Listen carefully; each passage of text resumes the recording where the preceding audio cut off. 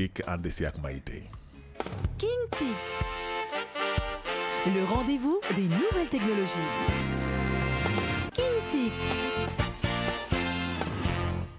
Alors Maïté, tu nous parles aujourd'hui de quoi? Alors aujourd'hui, je vais parler du upgrade des matériels électroménagers. D'accord. Alors pourquoi upgrade? Parce qu'on s'est rendu compte que avec l'ère de la nouvelle technologie, il y a eu beaucoup d'évolutions dans les matériels électroménagers. De plus en plus intelligents. De plus en plus intelligents. Non seulement ça, on va partir de ce qui est le plus terre à terre, hein, des télévisions analogiques aux télévisions numériques aujourd'hui. On est passé de 10 pouces à 15 pouces. Aujourd'hui, on est à quoi, 58 pouces jusqu'à 60 pouces. À même, voilà quoi. C'est-à-dire que ça évolue. Voilà, ça évolue tellement vite. Hein. Même maintenant, les télécommandes sont téléguidées à travers nos portables.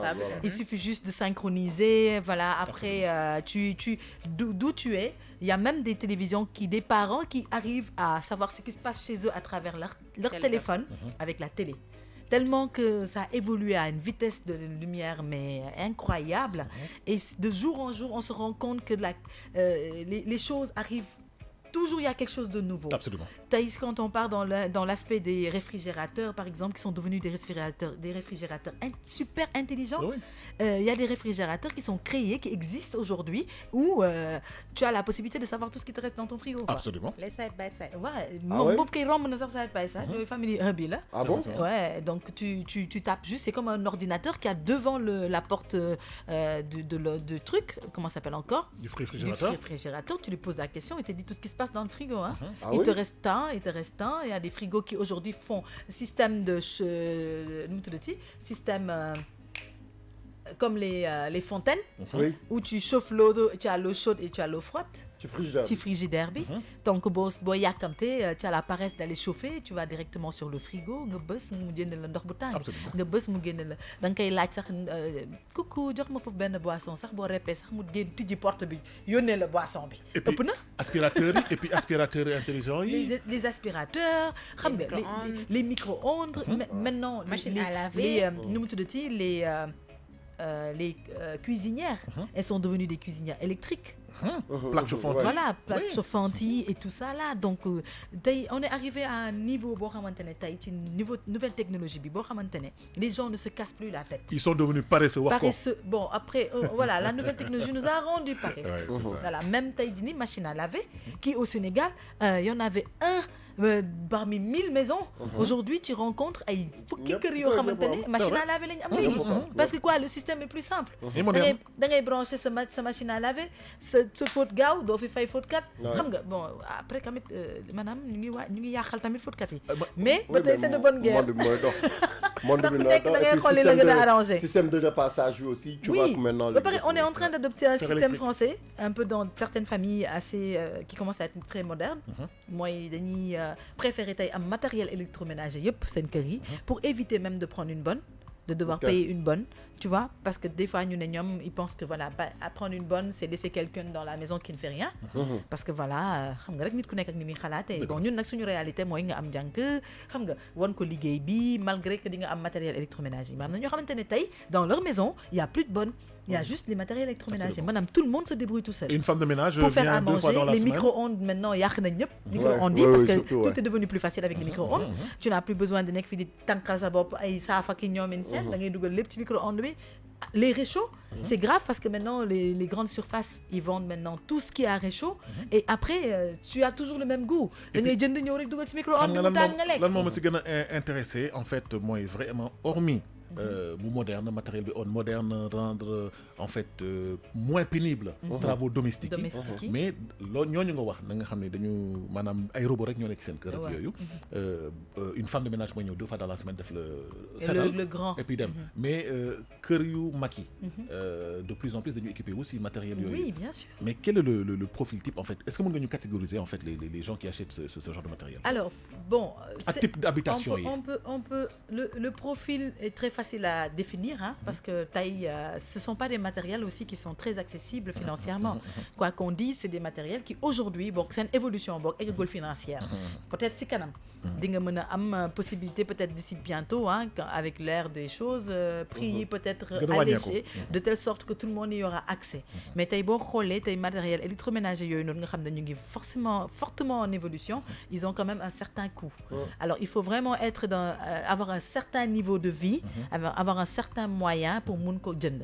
Moo tax si tu vois, en général, c'est vraiment dans des familles un peu aisées, un peu plus aisées que d'autres, que tu rencontres tous ces matériels électroménagers. Mais bon, après tamit suñu génération bi dañu bëgg àdduna bu neex tamit. Donc dañuy jaral, voilà, daf ñuy jaral ñu rayante ko ba am ko. Pénibilité bi tamit il faut moyen. Voilà, yombalal suñu ba parce que sax tey jii nii tey il y a les petits robots là qu'on utilise pour cuisiner, etc. Je vais pas dire les noms parce que dafa yomb torop, il faut gars yi ñu ñëw tamit suñu ñu waxtaan ci ñu waxal leen seen yu baax.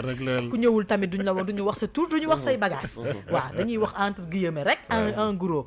Léegi, juste pour faire comprendre que ces matériels là, ce sont des matériels qui nous facilitent tellement la tâche. Tey côté cuisine sax les femmes en savent quelque chose, hein. Et c'était très difficile parfois pour mën a daggate benn affaire wala nga mën ko dëbb wala nga war ko mixer xam nga avant boo daan defar gâteau fii ngay nekk kurum di riij bay bëgg a dee. Léegi am na robot yoo xamante ne da ngay dugal rek bàkk foofu da ngay bës bouton rek affaire bi 5 secondes. Voilà, après nga def sa brushing. mu mulinel la ko ba mu nice nga jël utiliser. Pareil pour le micro-ondes qui est devenu aujourd'hui un système. Voilà. Absolument. Et li gën a graaw mooy avec l'arrivée de bon ñooñu du ma wax garaawul quoi woyofal damay wax nii rek non c'est que tamit dafa yomb trop mais ñooñu comme ñoom fii lañ leen fekk te fii lañ leen di bàyyi tamit ñu wax ci ñoom ak ñàkk wax ci ñoom duñu bouger centimètre mooy waa Sénélec donc ñoom ak système woyofal bi donc les gens maintenant ils ont le système à la carte donc système à la carte mooy tu as la possibilité de contrôler ta consommation donc tey boo amoon matériel 10 matériel ou 20 matériel xam nga matériel bu nekk lan mooy consommation am ak yow tey ji nii kon di nga am plus ñenn ñi dañ ci loolu gën na leen may fit pour ñu jënd matériel. Et puis surtout ce choix li koy conditionné mooy da ngay jënd matériel boo xam ne faible consommation lay doon. Parce que ñun déjà ampoule yi li ñu def suñu kër yi dañu naan faible consommation. def naa 42 watts la xaw ma 25 ak yooyu. waaw mooy c'est important. kii yi voilà yaxanal yeeg et cetera donc ce sont des produits yoo xamante ne ça te permet de pouvoir avec le système de courant bi da ngay mën a contrôler lépp li ngay def sa biir kër donc bu sa courant naree coupé di nga ko xam sa consommation habituelle dans le mois avec tous tes matériels tu arrives à le savoir en 1-2 mois il suffit que nga tester rek tu te rends compte de consommation bi donc yow ça te permet déjà financièrement d'avoir une petite approche de li nga xamante ne moom nga mën a consommer et ak tamit utilité bi muy am ci yow ci ginnaaw te xam nga tamit dafa am ñaari matériel yoo xam ne moom lañu utiliser tout le temps 24/24 mooy frigidaire ak télévision léegi si les yëpp micro-ondes bi c'est 5 minutes parce que ça te réchauffe en plein en moins de 5 minutes fi nga xam ne four si avant 30 minutes la doon def wala 45 minutes aussi en parlant de micro-ondes aussi ma wax leen lépp loo leen di mën ci dugal ci micro-ondes da ngeen ko tëj na ngeen ko tëj am aussi kenn du ñëw rek jël micro-ondes def ci benn affaire lekk ubbi ko di ko tàngal c'est très dangereux mais am na micro-ondes yoo xamante ne sax soo ko tëjulee du dox ok tant que tëjoo ko du dox non mais kii je crois que laaj sax ci kii bi ngay wax non ci lekk bi ci boppam non lekk bi ci boppam lekk bi ci boppam oui ngay tëj de toutes les façons micro-ondes am na ay normes non man dama nekk si erreur bon parce que man su ma jëlee ceebu jën su ma ko dama koy sama assiette voilà sama assiette laari xool ma assiette bi ba dama koy jël noonu mu ubbee ko mu dugal ko si micro-ondes bi. mais nag prochainement tëj ko. ba pare bu ci dugal fer aussi ah. non fer boo ko fer du dugg fer du dugg moo tax gis nga même les barquettes aluminium là. boo ko ci dugalee c'est pas recommandé. man de léegi parce que non les barquettes aluminium duñu dugg ci biir micro-ondes. Les gens le font mais day gaaw a yàq micro-ondes bi. même am na yenn verre yoo xamante ne dañ ko décorer mu am tuuti aluminium ak ay émail boo ko dugalee ci micro-ondes bi dafay génne ay étincelles. voilà dafay agresser en fait kii bi micro-ondes bi c'est pas recommandé. Les gens le font parce que du def dara mais seetlul boo jëlee barquette aluminium yi xam dafa am papier bu nekk ci kaw. maanaam couverture bi. dugalal couverture bi ak kii bi nga xool. le couverture bi day tàkk. Maïté Kinte ki ñu doon wax ci affaire maanaam électroménager yi nga xamante ne ñu upgrade fi mu toll nii ñu ngi yéeg vraiment à l'ère de la new technologie ñu ngi gis. et puis man li ma si neex Allah excusez-moi man li ma si neex mooy on a remarqué que avant par exemple les télévisions li ñu doon consommer courant ak yenn kii da nga gis ne léegi dafa nekk ay matériels yoo xam ne c'est à faible consommation.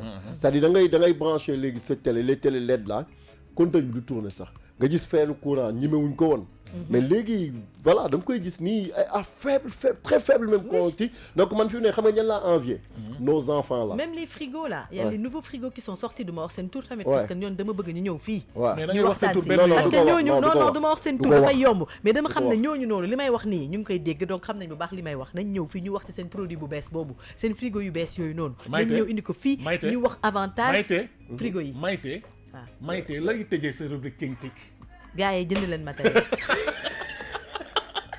C'était King Tic avec Maïté.